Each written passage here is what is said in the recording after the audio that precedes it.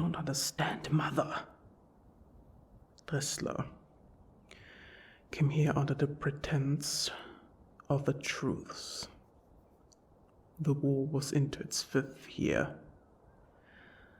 and the bloodshed was at its greatest.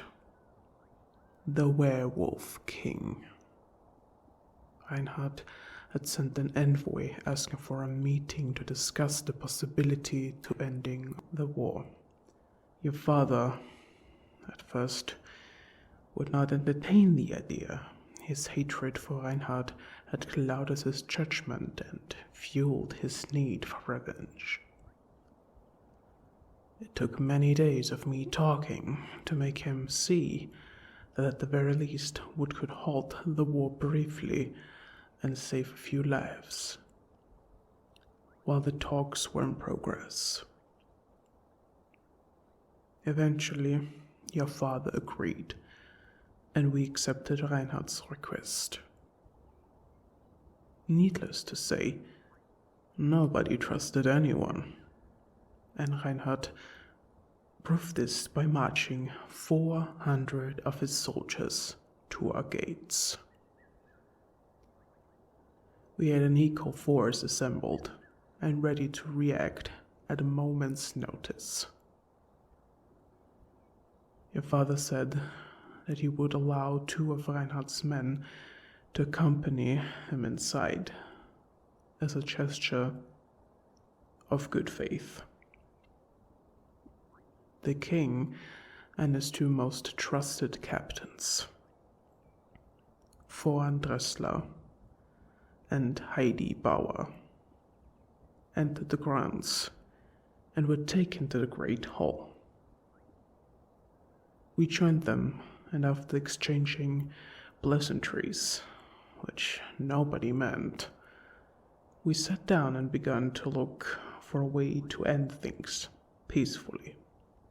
Where was I whilst all of this was going on? In Volne, Norway. Why would I be in Norway? Of all places. In the 2nd year of the war, things took a dark turn. Or, more to the point, it took a very dark turn. During an attack by the werewolves, a number of vampires located in Innsbruck, totaling 300, were captured and held to ransom. Among their number were a lot of children. The werewolves demanded our immediate surrender, or they would slaughter their prisoners. We didn't surrender, and all of those prisoners were killed, and the children's bodies were mutilated worst of all.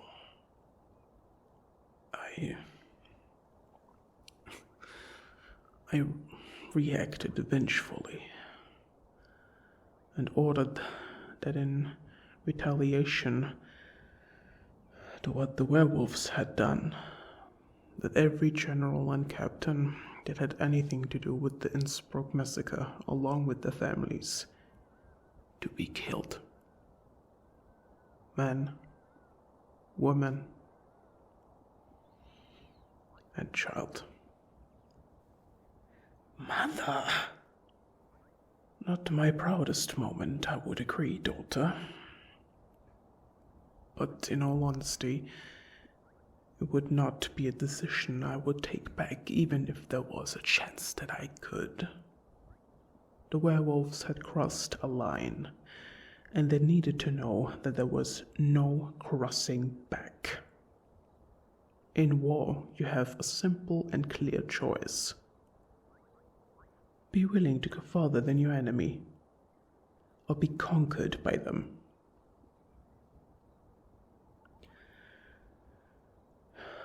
But I underestimated the resolve, and after my orders had been carried out successfully, they responded in kind and started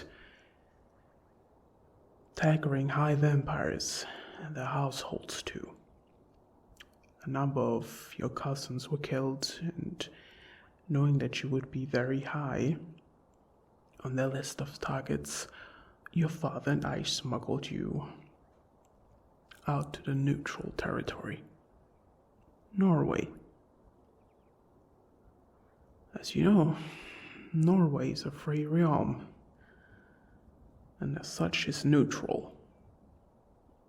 Both vampires and werewolves who wanted nothing to do with the war lived there side by side without fear of attack or retaliation from one another. Any act of violence committed within Fulden or any part of the country was dealt with harshly, and any attempt by the vampire and werewolf nations to invade would be a death sentence for all involved. In short, you don't fuck with Norway. I don't remember any of this. For reasons that you now know, it's hardly surprising. But part of me is grateful that you don't remember much of anything at all. You saw a lot of bad things. We all did back then. But you didn't ask for it, nor did you even have a choice. So I urge you, daughter, to be at least grateful for that small mercy. Mercy? It's a pity you didn't think of that before you made your decisions, mother. And how many wars have you fought, Constantia? Tell me, how many of your own people have you sent out to die? How many have you killed, not only through orders, but with your own hands? How much blood do you have on them? I smell that rank odor of copper every single day. No matter the season, the time, the place. It infects every pore in my body, and I can never escape its stink. I am fucking covered in it. You can see it. None of you can. But it's there. Always. You know nothing of war, Constantia. Nothing. The pain of those who die in war is nothing compared to the daily hell of those who survive it.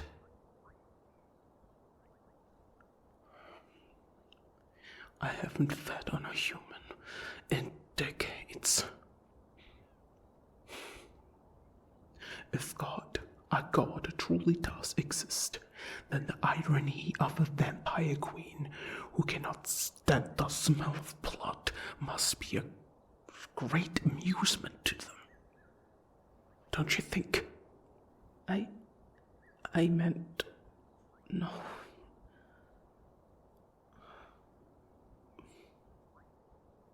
I know what you meant, Constantia.